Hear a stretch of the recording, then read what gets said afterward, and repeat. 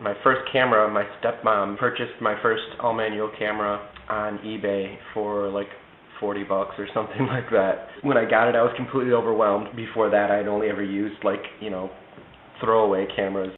I get people all the time, even like now, telling me, how good my work is, but in my eyes, I still see the problems with my work, and I critique myself very strongly. You have to know where your art form came from in order to be able to excel at it, and I feel bad for a lot of these kids that are starting school now that they'll never know anything about film. They'll never know how to process in the darkroom, or, I think a lot of those skills that I acquired through going through the film program transferred into my ability to excel at digital photography because of knowing the science of color and light, having to do it through film, because with film, we didn't get the instant gratification of knowing what we got. To shoot for a catalog for a snowboard company in Colorado on the mountain during a really crappy day. It started snowing on us while we were out there and everything. So, time is money. We didn't have time to wait another day to shoot it, so we had to shoot it anyways. And, you just have to work around it and adjust.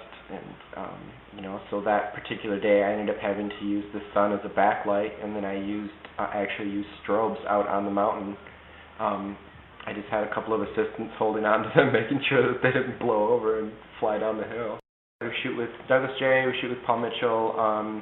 I'm going to be shooting with a couple of other salons in the Royal Oak area. Basically, word of mouth spread. Marketing is a really big part of what we do as photographers. It's really a lot about who you know, which is kind of sad to say that your talent can't take you all the way. You have to be able to sell yourself and be personable and marketable, and that's one of the things that I guess that I've done well with. I shot for Fashion Week in LA last year, and I shot runway. It was my first attempt at that, which was quite the adventure.